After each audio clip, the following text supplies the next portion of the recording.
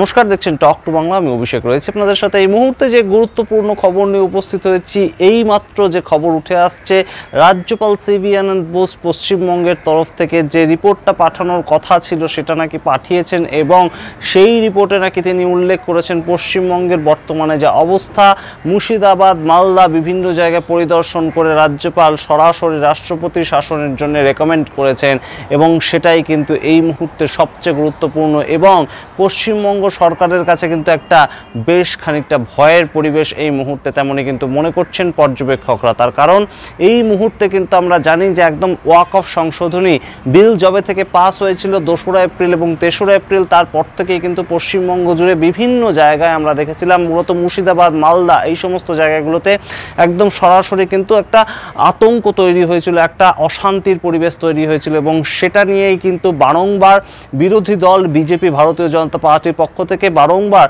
সেখানে যাওয়ার একটা চেষ্টা করা হয়েছে এবং সেখানে গিয়ে আহতদের পাশে দাঁড়ানোর চেষ্টা করা হয়েছে। ঠিক তেমনভাবেই বামেরাও কিন্তু একই অভিযোগ জানিয়েছে যে সেখানে একটা অশান্তির পরিবেশ তৈরি হয়েছে এবং সরকার পক্ষও কিন্তু বিভিন্নভাবে সেটাকে একটা চেষ্টা করেছে প্রোটেক্ট করার এবং সেই জায়গা থেকেই কিন্তু বারংবার বিজেপির যে বিরোধী দলনেতা শুভেন্দু অধিকারী তিনি কিন্তু রাজ্যপালের হস্তক্ষেপ দাবি করেছিলেন এবং সেই ক্ষেত্রে আমরা দেখতে পেয়েছিলাম সিভি আনন্দ বোস একদম নবান্নের সূত্রে কিংবা মুখ্যমন্ত্রীর তরফ থেকে যখন একদম সরাসরিভাবে রাজ্যপালকে সেখানে যেতে না করা হয়েছিল, বলা হয়েছিল যে ইতিমধ্যেই পুলিশ প্রশাসন কিন্তু সেইখানে দেখছে যে কিভাবে সেখানকার অবস্থা থামানো যায়, আপনি ইতিমধ্যেই যাবেন না, পরবর্তীতে কখনো যাবেন। এবং মুখ্যমন্ত্রী মমতা বন্দ্যোপাধ্যায় কিন্তু ইতিমধ্যেই আমরা শুনতে পেয়েছি যে একদম সরাসরি ডিক্লেয়ার করে দিয়েছেন যে তিনি প্রত্যেক নিহতদের পরিবারকে, যারা যারা তাদের কাছের মানুষকে হারিয়েছেন এই মুর্শিদাবাদ সংঘর্ষে, সেইখানে কিন্তু 10 লক্ষ টাকা করে দেবেন বলে কিন্তু তিনি একদম সরাসরি বলে দিয়েছেন এবং তার সঙ্গে বাংলার বাড়ি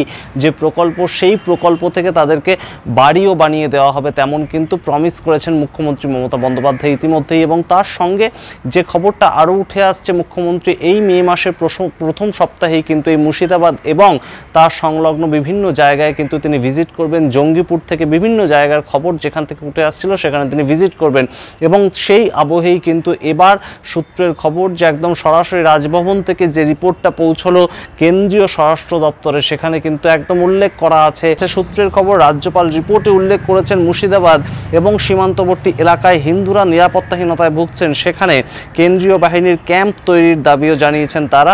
রাজ্য পুলিশ তাদের নিরাপত্তা দিতে ব্যর্থ বলে জানিয়েছেন আক্রান্তরা।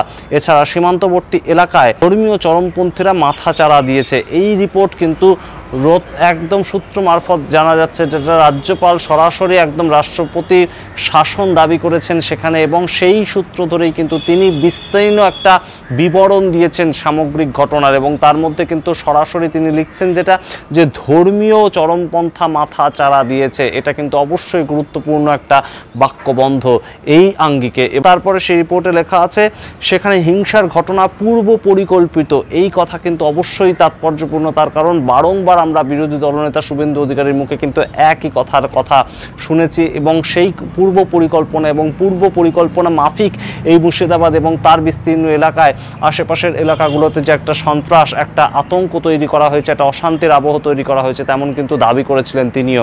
পরিস্থিতি মোকাবিলায় সাংবিধানিক ক্ষমতা ব্যবহার করে পদক্ষেপ করা উচিত কেন্দ্র সরকারের এবং তেমন হলে কেন্দ্রীয় সরকারের রাজ্যে 356 ধারা প্রয়োগ করে রাষ্ট্রপতির শাসন জারির ব্যাপারে বিবেচনা করা উচিত বলে মন্তব্য করেছেন তিনি।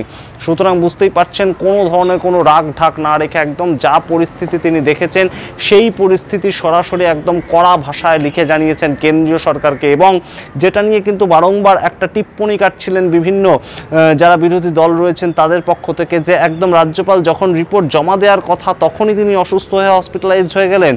তার কারণ মুর্শিদাবাদ এবং একদম মালদা থেকে ঘুরে আসার পরেই কিন্তু রাজ্যপাল একদম আমরা দেখছিলাম যে অসুস্থ হয়ে গিয়েছিলেন, তাকে দেখতে গিয়েছিলেন মুখ্যমন্ত্রী এবং সেখানেই কিন্তু একটা প্রশ্ন উঠছিল যে যখন এই সামগ্রিক ঘটনা নিয়ে একদম কড়া একটা পদক্ষেপ নেওয়ার কথা রাজ্যপালের এবং রাজ্য সরকারকে একদম কোণঠাসা করার কথা রাজ্যপালের, তেমন একটা অ্যাটিটিউড তিনি নিয়ে গিয়েছিলেন এবং তিনি বলেছিলেন ডাইরেক্ট অ্যাকশন হবে। অন্যান্য বিভিন্ন ক্ষেত্রে আমরা দেখেছি তাকে এই ধরনের কথা বলতে, কিন্তু পরবর্তীতে আর তেমন কোনো অ্যাকশন নেওয়া হয়নি।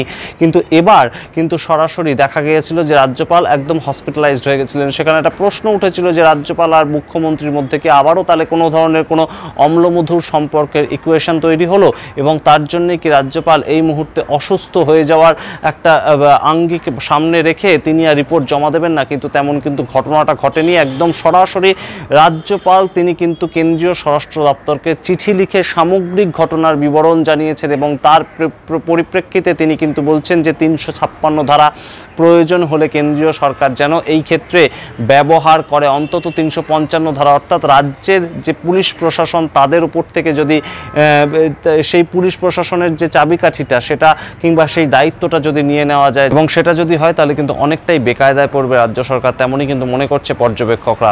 এবং এই মুহূর্তে বেশ খানিকটা গম্ভীর হলো আরও পরিস্থিতি, তেমনই মনে করছেন ওয়াকিবহাল মহল। এবং এই নিরিখে নবান্ন সূত্রে কি বলা হয় এবং তার সঙ্গে অবশ্যই কেন্দ্রীয় স্বরাষ্ট্র দপ্তর তারাই বা কি মন্তব্য করেন সেদিকে আমরা অবশ্যই তাকিয়ে থাকবো। এই মুহূর্তে রাজ্যপাল সিভি আনন্দ বোস তার পক্ষ থেকে যে চিঠিটা সরাসরি গিয়েছে, যে লেটারটা সরাসরি গিয়েছে, যে রিপোর্টটা সরাসরি গিয়েছে কেন্দ্রীয় স্বরাষ্ট্র দপ্তরের কাছে, তারপরেও যদি অমিত শাহ কোনো ধরনের কোনো একদম সরাসরি পদক্ষেপ পশ্চিমবঙ্গের উপর না নেন তাহলে কিন্তু সেই ক্ষেত্রে আবারও সেই সেটিংয়ের তত্ত্ব ফিরে আসবে যে কেন্দ্রীয় এবং রাজ্য সরকারের মধ্যে কোথাও না কোথাও একটা সমঝোতা রয়েছে। তেমন কি আবারও পরিস্থিতি তৈরি হবে? আপনারা কি মনে করছেন? এবং এই মুহূর্তে কিন্তু অত্যন্ত গুরুত্বপূর্ণ এই রাজ্যপালের রিপোর্ট, তার কারণ আপনাদেরকে আরও একবার মনে করিয়ে দিই যে কোনো জায়গায় যদি কোনো প্রদেশে যদি একদম সরাসরি রাষ্ট্রপতি শাসন জারি করতে হয় তার কিন্তু 3টে ফরম্যাট রয়েছে। প্রথম যে পদক্ষেপ সেটা হতে পারে রাজ্য সরকার, যারা রাজ্য সরকার চালাচ্ছে তাদেরকে জানান দিতে হবে একদম কেন্দ্রীয় সরকারের কাছে যে আমরা চালাতে পাচ্ছি না, আমরা অপারগ। সেই ক্ষেত্রে কেন্দ্রীয় সরকার রাষ্ট্রপতি শাসন জারি করতে পারে। দ্বিতীয় ক্ষেত্রে কিন্তু একদম সরাসরি হাইকোর্ট কিংবা সুপ্রিম কোর্টের নির্দেশ অনুযায়ী সেখানে রাষ্ট্রপতি শাসন জারি হতে পারে। কিংবা তৃতীয় যে পদক্ষেপটা সেটাই কিন্তু এই মুহূর্তে পশ্চিমবঙ্গ সেই কিনারাটাতে দাঁড়িয়ে আছে। একদম রাজ্যপাল, সেখানকার রাজ্যপাল, সেই স্টেটের রাজ্যপাল যদি কোনো প্রেক্ষিতে একদম সরাসরি রিপোর্ট দেয় কেন্দ্রের কাছে যে এইখানে law and order situation out of control, এখানকার রাজ্য সরকার আর চালাতে পারছে না, তারা ব্যর্থ হয়ে ল অ্যান্ড অর্ডার সামলাতে, সেই ক্ষেত্রে কিন্তু কেন্দ্রীয় সরকারকে যদি সেই রাজ্যপাল একদম রিকোয়েস্ট করে তাহলে কেন্দ্রীয় সরকার কিন্তু প্রয়োজনে এই ধরনের সিচুয়েশন কন্ট্রোল করার জন্যে একদম সরাসরি রাষ্ট্রপতি শাসন চালু করে দিতে পারে। সেটা কি পশ্চিমবঙ্গ দেখতে চলেছে, নাকি আবারও সামগ্রিক পরিস্থিতিটা মুখ্যমন্ত্রী মমতা বন্দ্যোপাধ্যায় নিজেই কন্ট্রোল করবেন এবং মে মাসের প্রথম সপ্তাহে তার করা প্রমিস মতন তিনি যাবেন এবং তার সামগ্রিক পরিস্থিতিটা সম্পূর্ণভাবে ঠান্ডা করে ফেলবেন? ঠিক আগে যেমনভাবে আমরা দেখেছি যে সন্দেশখালির ক্ষেত্রে এরকম একটা ত্রাহি রব ওঠার পরেও মুখ্যমন্ত্রী মমতা বন্দ্যোপাধ্যায় কিন্তু সেখানে সামগ্রিক পরিস্থিতিটা তার টিমকে পাঠিয়ে কন্ট্রোল ঠিক করে ফেলেছিলেন। সেখানেও কিন্তু রাজ্যপাল ভিজিট করেছিলেন এবং আক্রান্তদের সঙ্গে দেখা করেছিলেন বলেই একদম আমরা সূত্রের খবর জানতে পেরেছিলাম। সুতরাং বুঝতেই পারছেন এই মুহূর্তে একদম রাজ্যপালের যে রিপোর্ট সেটা স্বরাষ্ট্র মন্ত্রকের কাছে পাঠানোটা অবশ্যই গুরুত্বপূর্ণ এবং তার সঙ্গে অবশ্যই গুরুত্বপূর্ণভাবে আমরা নজর রাখবো যে কেন্দ্রীয় সরকার এই রিপোর্ট পাওয়ার পর কি ঠিক ডিসিশন নিচ্ছে, পশ্চিমবঙ্গের ওপর তারা কি এই মুহূর্তে ফোকাস করছে নাকি পেহেলগামে যে ঘটনাটা ঘটে গেছে সেদিকে তাদের সম্পূর্ণ ফোকাসটা ঘুরে গিয়েছে। পশ্চিমবঙ্গটা খানিকটা সময় পরে তারা বিধানসভা ভোটে বুঝে নেবে, সেদিকে আমরা অবশ্যই তাকিয়ে থাকবো এবং বঙ্গ বিজেপি এই রিপোর্টের পরিপ্রেক্ষিতে কোনো মন্তব্য করছি না সেদিকেও আমরা তাকিয়ে থাকবো। আপনারা দেখতে থাকুন টক টু বাংলা। প্রত্যেকটি ভিডিও লাইক কমেন্ট শেয়ার করে অবশ্যই টক টু বাংলা ইউটিউব চ্যানেলটিকে সাবস্ক্রাইব করবেন। ধন্যবাদ।